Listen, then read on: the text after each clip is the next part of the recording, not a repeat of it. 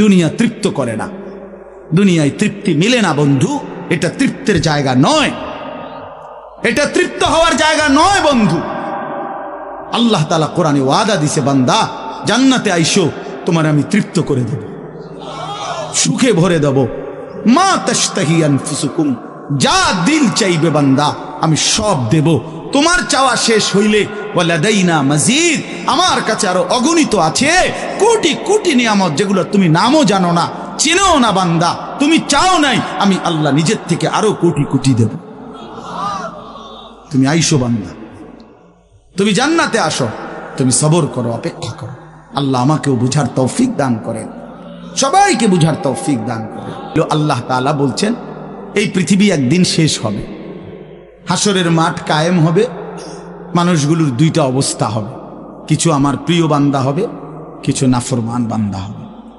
আল্লাহ তাআলা এই কথাটা খুব গুরুত্ব দিয়া কোরআনে বুঝাইছে, বান্দা এই রং রসের এই সৌন্দর্যময় পৃথিবী তোমার কাছে যত লোভনীয়ই মনে হোক, আকর্ষণীয় মনে হোক, তবে এটা নিশ্চিত যে তুমিও থাকবা না, দুনিয়াও থাকবে না।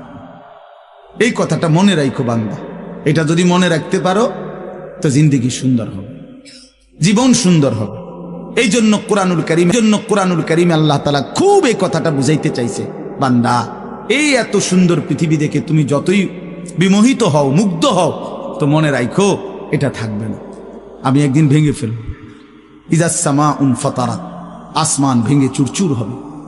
ওয়া ইদাল কাওয়াকিবুন তাসারাত, তারকারাজি খসে খসে পড়বে, পাহাড়গুলো উঠতে থাকবে তুলার মতো। ওয়া তাকুনুল জিবালু কাল ইহনিল মানফুশ ওয়া বুসাতিল জিবালু বাসসা, পাহাড়গুলো তুলার মতো উঠতে থাকবে, সাগর নদীর পানিগুলো টকবক করে উথরাইতে থাকবে।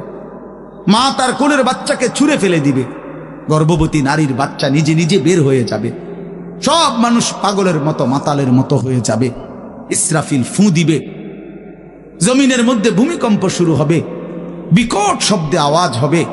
আল কারিআতু মাল কারিআ, আল্লাহ তাআলা এই কথাগুলো বহুভাবে বহু আয়াতে বুঝাইতে চাইছেন, বুঝাইয়া বলছেন, বান্দা একদিন তুমিও শেষ হবা, আমার এই সৃষ্টি জগৎ শেষ হবে, হাসরের মাঠ কায়েম হবে।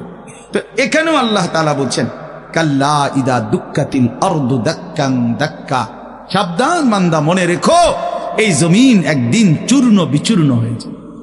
কি হবে বলেন না? ওইখানে একটা কথা আছে, লম্বা কথা, অতুহিব্বুনাল মালা হুব্বান জাম্মা।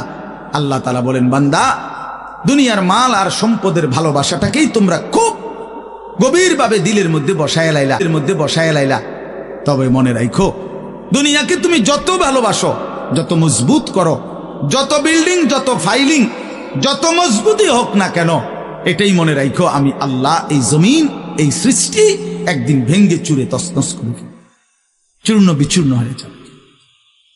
কাল্লা ইদা দুক্কাতিল আরদু দাক্কান দাক্কা। এরপরে হাসরের মাঠ কায়েম হবে।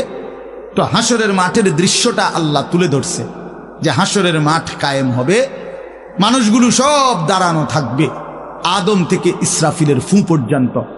এই দাঁড়ানো অবস্থায় আল্লাহ তাআলা বলতেছেন, ওয়াজা রাব্বুক, আল্লাহ তাআলা মহান আল্লাহ পাক, তিনি তার শান অনুপাতে হাসরের ময়দানে উপস্থিত হবেন।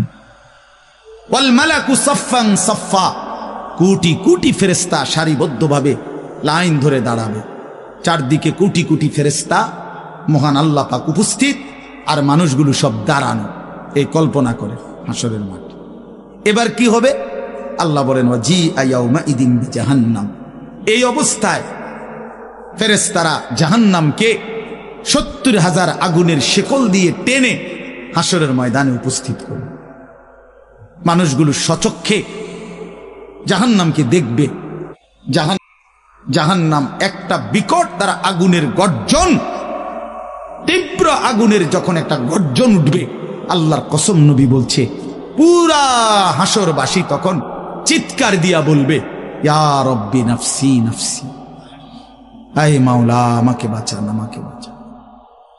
এই প্রথম হাসরবাসী কথা বলবে, তাফসিরে আছে, হাদিসে, মানে প্রথম চুপচাপ দাঁড়ায় থাকবে, কিন্তু জাহান্নামকে যখন দেখবে, জাহান্নামের চিৎকার যখন শুনবে, তখন পুরা হাসরের ময়দানে চিৎকার উঠবে, ইয়া রব্বি নফসি নফসি, আল্লাহ আমাকে বাঁচান। নবী সাল্লাল্লাহু আলাইহি ওয়াসাল্লাম বলেন, আল্লাহ তাআলা ফেরেশতারা যেন দেখাই দিবে ইব্রাহিম আলাইহিস সালামকে, ওই যে আপনার ছেলে ইসমাঈল, তার ব্যাপারে কিছু বলবেন। ইব্রাহিম আলাইহিস সালাম বলবেন, ইয়া রব্বি নফসি নফসি, এই মাওলা আমাকে বাঁচান, আমাকে। ওর বিষয়টাও দেখো। ইয়াকুব আলাইহিস সালাম, ওনার ছেলে ইউসুফ আলাইহিস সালাম, এটা সেই ছেলে 40টা বছর দুনিয়াতে যার জন্য উনি কাঁদছিলেন। ফেরেশতারা বলবো, ওই যে ইউসুফকে দেখা যায়, তার ব্যাপারে কিছু বলবেন। ইয়াকুব আলাইহিস সালাম বলবেন, ইয়া রব্বি নফসি নফসি, এই মাওলা আমারে বাঁচান, আমার। ওটাও বুঝো। অজি ইয়াউমাইদিন বিজাহান্নাম, জাহান্নামকে হাসরের ময়দানে আনা হবে বন্ধু। বিষয়টারে তুমি আমি খামখেয়ালি মনে করো না বাপ।